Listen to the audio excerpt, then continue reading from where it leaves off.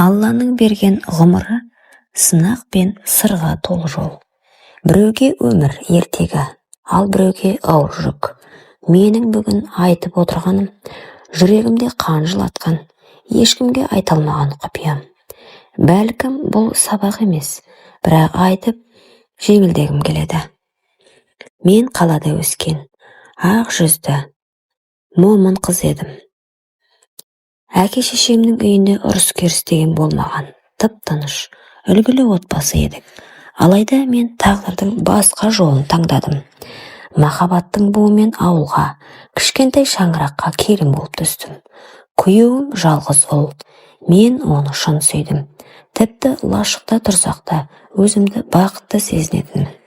Бірақ мені махаббат емес, сынақ күтіп тұр екен. Ата-енеммен бір шаңырақ астында өмір сүре бастағаннан-ақ күн сайын дау-дамай, ұрыс-керіс, айқай. Жас келін болып үндемей шыдадым.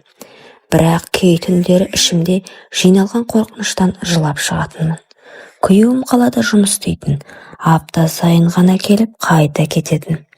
Бірде енем туыстарының үйіне кеткен. Үйде мен, балаларым және қайынатам қалдық. Кешқұрым тамақ әзірлеп дастарханға қойып отыр едім. Қызым ұйықтап, екі ұлым далада ойнап жүрген. Атам тамағын ішіп отырған жерінен орнынан тұрып менің қасыма келді. Алғашында еш жаман ой келмеді. Қайыната ғой, үлкен адам. Саған рахмет келінім. Үй таза, бала-шаға аман. Мен сені қызымдай көремін деді. Жылы сөзге иіліп едіп, мен де күліп, рахмет ата, мен де сізді әкемдей көремін дедім. Осы сәттен кейін бәрі өзгеріп сала берді. Ол кенет мені белімнен қапсыра құшақтап ернімнен сүйді. Бұныңыз не, жіберіңіз деп езердім. Бірақ ол тоқтамады. Көзінде айуандық, жүзінде ұятсыздық. Мен жалынып жыладым. Сіздің ұлыңыздың жары, немерелеріңіздің анасы емеспін бе? Алладан қорықпайсыз ба? Ал ол болса, айқайлама, көршілер естісе, сені ғана қара бет қылады деп айқай салды. Келесі сәтте қатты соққы басымнан от жарқ етіп дүние төңкеріп кетті. Есімді жиғанда жерде жатыр екенмін. Қасымда еңіреп тұрған ұлым. Анашым, не болды дейді шырылдап. Ал әлгі адам беті бүлк етпей, анаң сүрініп құлап қалыпты деп өтірік айтып тұр. Жүрегім айырылып түскендей болды. Бірақ үн шығара алмадым. Түні бойы қалшылдап ішімде бір ғана ой. Бұл үйде менің өмірім бітті. Таң атқанда шешім қабылдадым. Балаларымды алдымда үнсіз кеттім. Қайда барарымды білмедім. Бірақ артқа қайтқым келмеді. Бір төбенің басына барып, сол жерге үйге ұзақ қарап отырдым. Балаларым аш, менің көзімнен жас тоқтар емес. Бірақ сол сәтте Алладан жалбарындым. Жолымды ашшы, тек мына бейкүнә балаларым тірі қалсын деп. Қалтамда аз ғана ақша. Жолға жетпейді. Көліктер тоқтамады. Жол бойы түн түсіп, қараңғылық қоюлана түсті. Балалар қалжырып, менің қолымнан сүйретіліп келеді. Сол сәтте бір ер адам тоқтады. Қайда барасың, келін? Қалаға, аға, бірақ ақшам жоқ дедім. Жылаған дауыспен. Отыр, жетіп аласың, ақшаң керек емес, Алла разылығы үшін деді. Сол кісі менің өмірімдегі ең мейірімді жанның бірі еді. Қалаға жеткізіп ақшамды алмады. Үстіне тағы да ақша беріп кетті. Күйеуімнің қаладағы пәтеріне келдім. Есікті ашып едім. Іште күлкі, музыка, бөтен адамдар. Бір қыз иісі мен даусына түсіндім. Ішіп алғандар екен. Күйеуім мені көріп өңі қуарып кетті. Қасында тұрған қыз оның мойнына асылып тұр.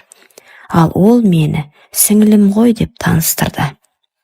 Сол сәт менің ішімдегі бар ашу, қорлық, өксік жарылып кетті. Шашынан жұлып, жұдырықтап, жылап айқайладым. Мен емес, жан даусым сөйледі сол сәтте. Бірақ ол мені тоқтатып, құшақтатып, кешірші жаным деді. Балаларына ойыншықтар, маған гүл, кішігірім әкелген екен. Сөздері емес, көз қарасы суық еді. Бұл ер адамның әдеті ғой. Дәретханаға барып келгенмен бірдей, кешірші мені жаным деді.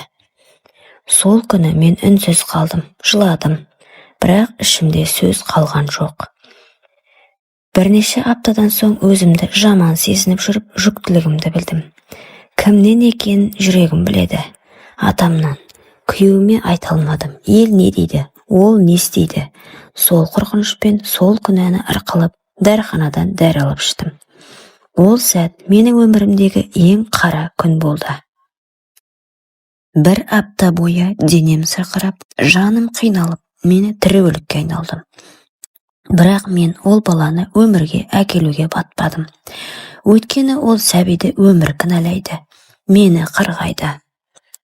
Уақыт өтті, 10 жылдан астам. Күйеуім жақсы әке, жақсы жар. Балаларым өсіп, қызым бой жетті. Сырттай бәрі бақытты көрінеді. Бірақ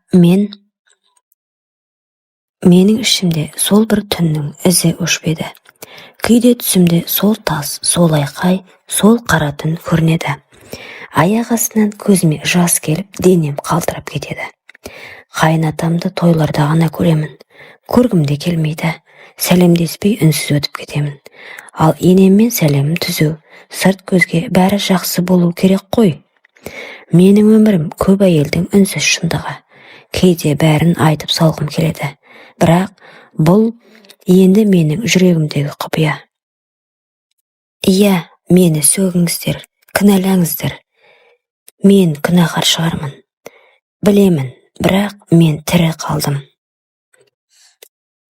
Құрметті оқырман, өмірден алынған шынайы сабақ болар оқиғалар тыңдағыңыз келсе, менің арнама тіркеліп, лайк, комментарий жазып қолдап кетіңіздер.